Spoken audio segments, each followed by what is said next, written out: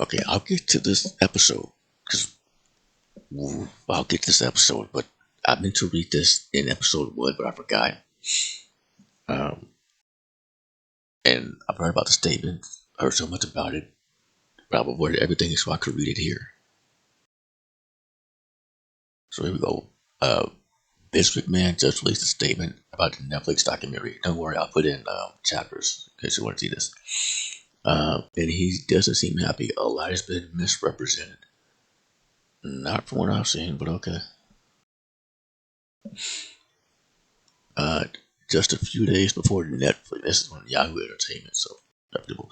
Uh, this is just a few days before Netflix's wrestling docu-series, Mr. McMahon, hits the streamers 2024 schedule. The subject behind the 6-part show has spoken out and will still be in the middle of a federal investigation and lawsuit with former WWE employees. No Grant, Mr. McMahon has spoken about the series coming to wrestling fans with a Netflix subscription. Mr. McMahon promises to highlight the rise and fall of WWE's co-founder and features interviews with everyone from the former chairman to many other key figures in the wrestling business. Vince McMahon posted a statement on X, Twitter, whatever the fuck, to say that he felt the upcoming Netflix project fell short of that goal, and explains why. Yeah, they changed it.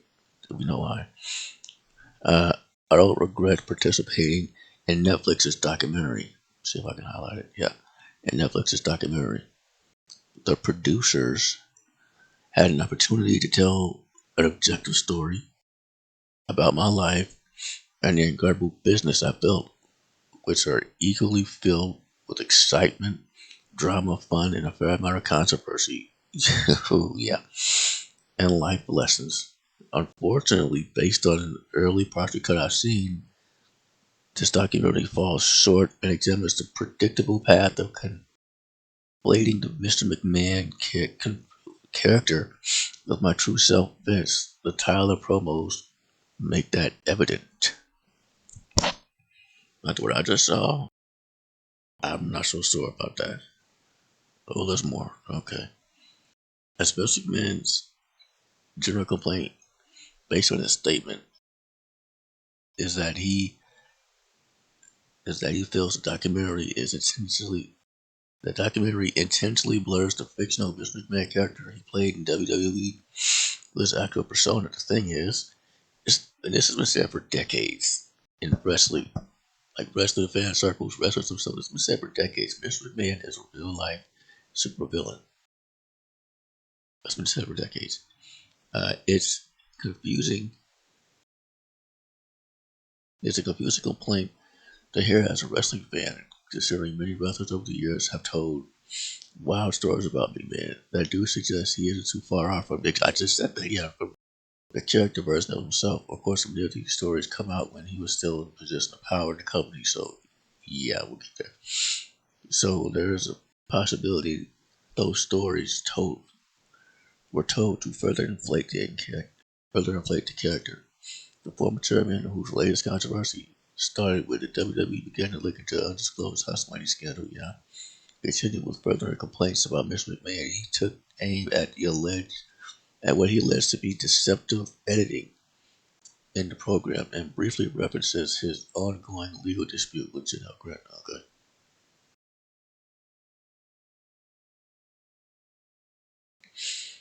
A lot has been misrepresented or left out entirely. Weird. Booker T said the same thing about his biography a few years ago. Uh, in the same effort to leave viewers intentionally confused, I'm not confused whatsoever.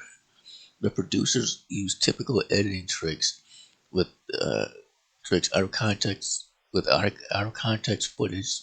It didn't seem that way to me, and dated sound bites, etc., to distort viewers' perception and support a deceptive narrative in an attempt to further their misleading account.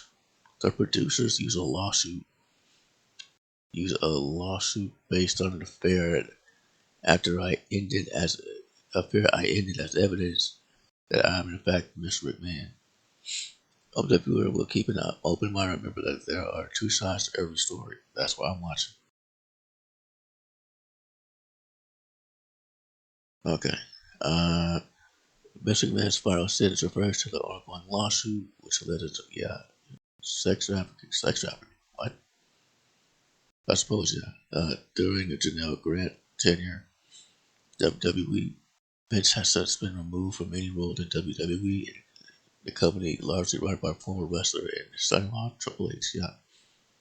Wrestlers like John Cena and you are not spoken on the allegations lies against McMahon, knowing the discomfort on their end of seeing someone they care about accused of horrendous acts. Others like Mick Foley have said, don't wait to pass judgment, okay?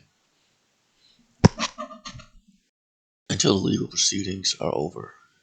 It seems wrestling fans can expect more big name wrestlers to share their thoughts on McMahon. As the following superstars appear in the trailer for Mr. McMahon.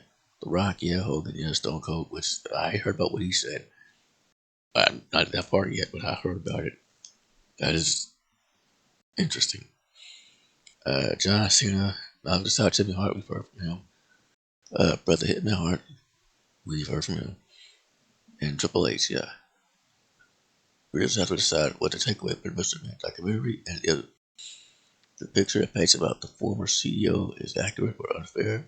One has to wonder if it may impact Netflix and WWE's relationships. Yeah, I said that earlier in the trailer. Mr. McMahon, yeah, okay, I'll let you out now. Okay, so that is that.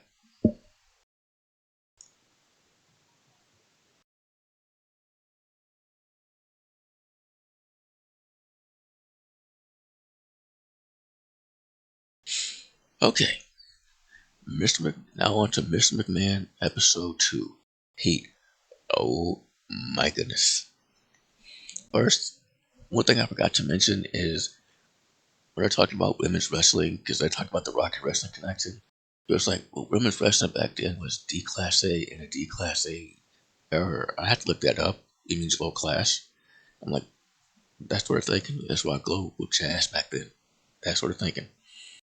Um, that's a good segue into this episode because we.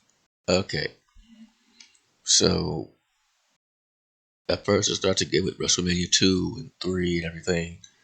Um, and after that, then it gets to Tony Atlas, who's like, he said this. He said they abused women, treated them like objects. I'm like, damn. I mean, yeah.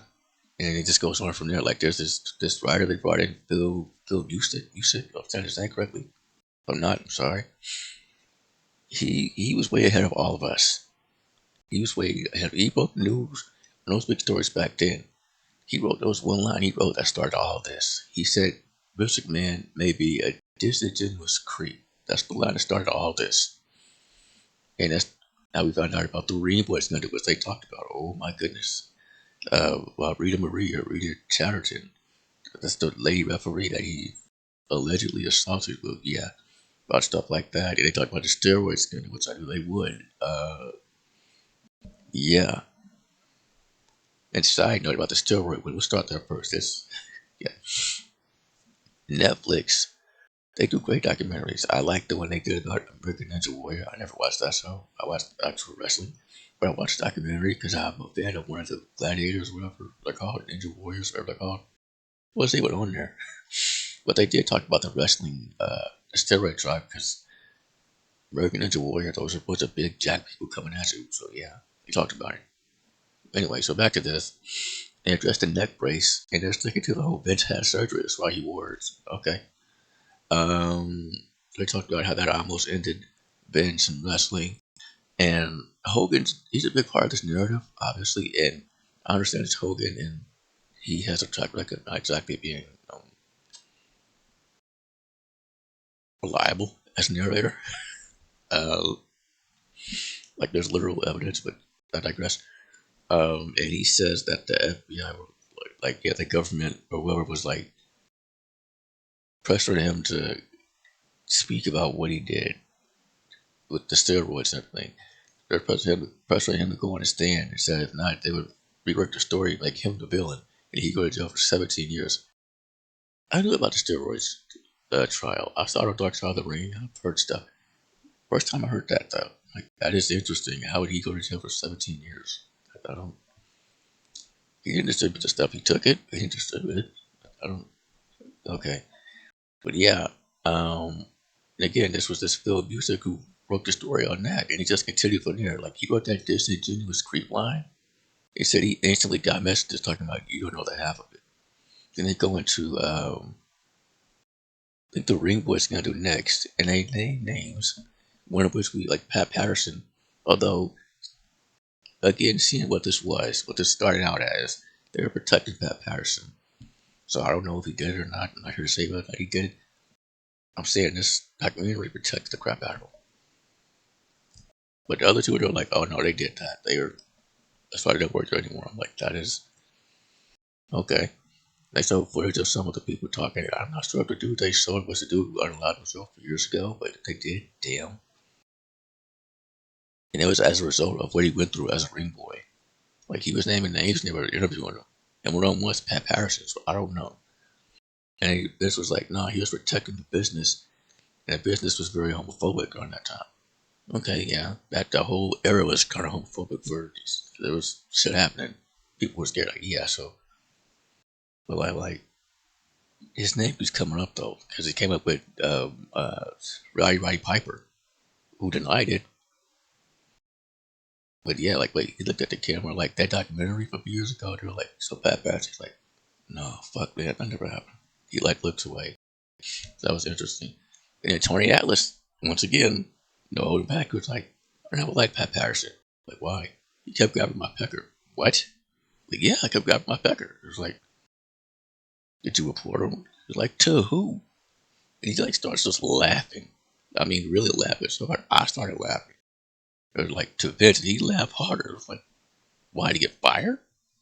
There was no one to report to. You just had to do it and go home. I'm like, shit. I knew the locker rooms were toxic back then, but damn. So again, I don't want to say whether or not Pat Patterson did that, but again, Mr. USA, the way he talks is different from everyone else. Like there's truth in his voice. Just like when he tells that Bruiser Brody story. So I don't know. But yeah. And then again, Pat Patterson talks about how they were not great to women, which goes into the whole Rita Marie or Rita Chatterton. Rita Marie, yeah, to the late referee who Vince, he set up that paid her off. We know how that went. But I remember hearing about this a few years ago where there was a temporary lift on statute of limitations. And the very last thing his documentary said was pay her a multi-billion-dollar settlement. I'm like, okay.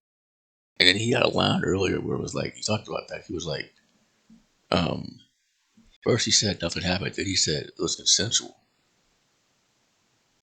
And if it were a rape, the statute of limitations are long over.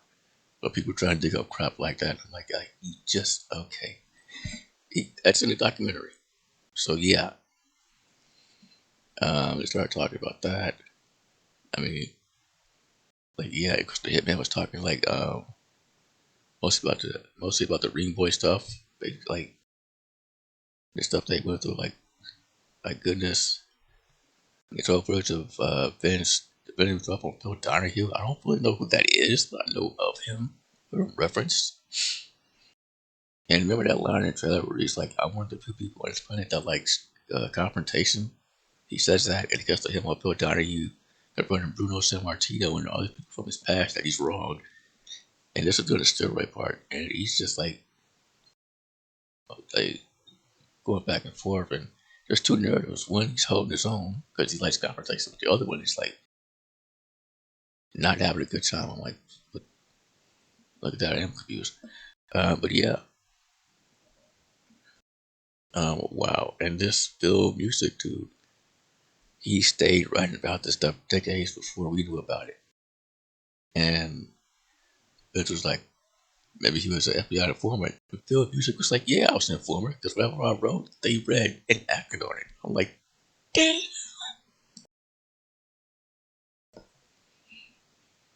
Oh man, wow. And the whole narrative for episode 2 is Vince is too big to go after. Ironic, ain't it? Like, yeah, because Tony Allison, the Pecker, the Ring Boys, the Lady Referee, when they played footage of her describing what she went through, and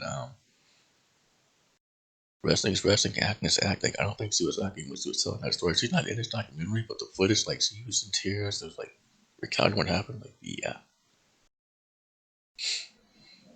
Um, wow, this was crazy. I'm sure I missed some stuff. Yeah, this was. It's called Heat for a reason. Oh my goodness. Oh, they talk about Hogan going to WCW. That whole thing. Because apparently after the steroid thing, Hulkamania was like going downhill. People were instead of Hulk rule signs were like take the shot today signs. Like okay.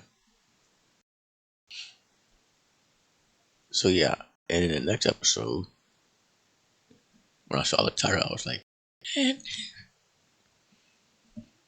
it's called Screwjob. Yeah, Screwjob. No, that's going or so I thought. I don't know. Because I saw the title again, I was like, man, this again? But then the very first person you see is Wendy Richter. Now that's interesting because Vince he did that to her first before he did it to Brett. And remember the other person involved in this? Fabulous Moolah. See, now it's been too long. That should be like the whole episode, in my opinion. So, yeah. Now, unfortunately, I'm stopping here. It's 1:13 a.m. I get to episode 3, maybe 4, possibly tomorrow. Saturday at the latest. But yeah, I'm about to play some Resident Evil 2. Thank you for watching. I got really, hold it, like before I go, I said, yeah, I don't know how many times I said wow out loud while watching part 2 here. My goodness. Again, thank you for watching.